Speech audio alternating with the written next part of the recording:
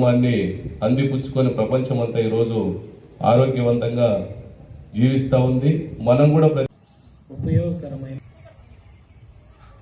మళ్ళీ శ్వాస వదలాలి. 3 సార్లు ఓంకారం చెప్తాం.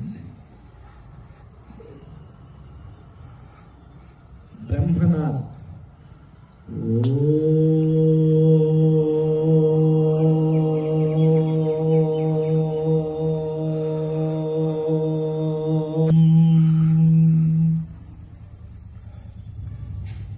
శ్వాస తీసుకోండి.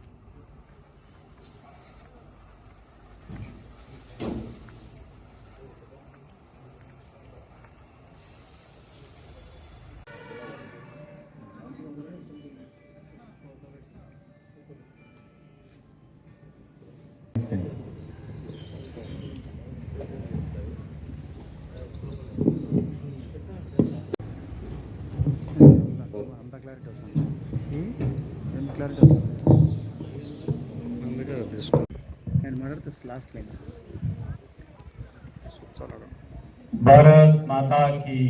అంతర్జాతీయ యోగా దినోత్సవం సందర్భంగా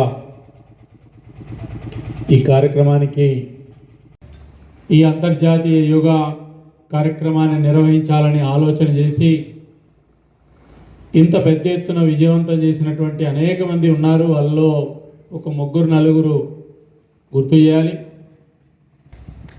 ఇంకా చాలామంది ఉన్నారు. ఇది సమయం కాదు కాబట్టి పేర్లను తీసుకోవట్లేదు. ఈరోజు అంతర్జాతీయ యోగా దినోత్సవం సందర్భంగా ప్రపంచానికి యోగాను పరిచయం చేసినటువంటి ఒక గొప్ప దేశం భారతదేశం. ప్రపంచంలో అనేక దేశాలు వాళ్ళ దేశాల చరిత్రను చెప్తూ ఉంటాయి, వాళ్ళ యొక్క దేశాల గొప్పతనాన్ని కూడా చెప్తూ ఉంటాయి. అయితే ప్రపంచంలో ఒక దేశం చెబితే మరొక దేశం వినదు. ప్రపంచ దేశాల్లో భారతదేశం చెప్తే ప్రపంచమంతా కూడా 2015లో భారతదేశంతో పాటు ఈ యోగాను నిర్వహించడానికి 193 ప్రపంచంలో ఐక్యరాజ్య సమితి దేశాలుంటే 192 ఐక్యరాజ్య సమితిలో ఉన్న దేశాలన్నీ కూడా ఈ యోగాను పాటించాయి. ఈ యొక్క యోగా యొక్క గొప్పతనాన్ని నేను గుర్తు చేస్తున్నా.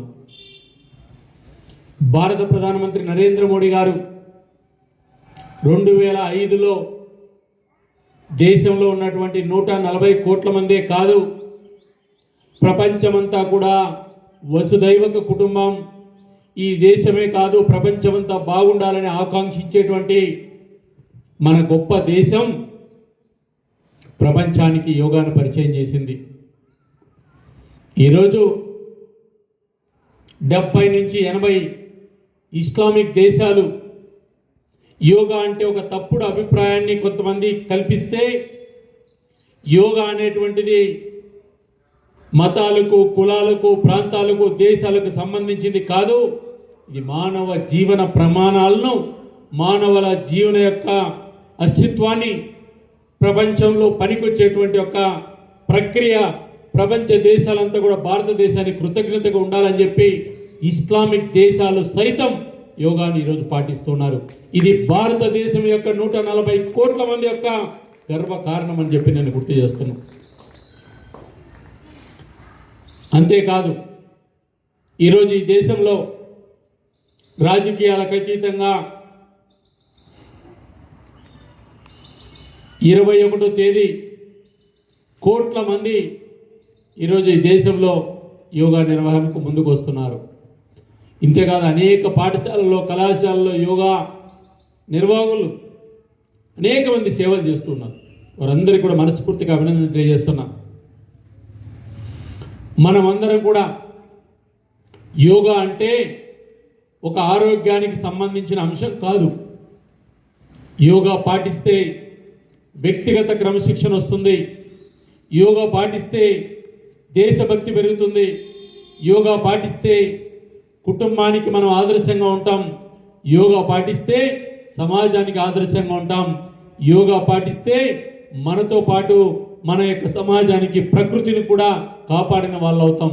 ఎందుకంటే యోగా పాటించే ప్రతి ఒక్కరిలో కూడా వ్యక్తిగత క్రమశిక్షణ మనకు స్పష్టంగా కనపడుతుందనే విషయాన్ని నేను గుర్తు చేస్తూ, ఈరోజు ఆంధ్రప్రదేశ్లో కదిరిలో ఇంత పెద్ద ఎత్తున యోగా కార్యక్రమం నిర్వహించినటువంటి మీకు, పాల్గొన్నటువంటి అందరికీ ప్రత్యేకంగా మన యొక్క కార్యక్రమాన్ని మనకు ఈ యొక్క యోగా గురువులు మనకు రవిచంద్ర నాయుడు గారు, అదేవిధంగా విష్ణు గారికి ప్రత్యేకంగా నేను అభినందనలు, ధన్యవాదాలు తెలియజేస్తూ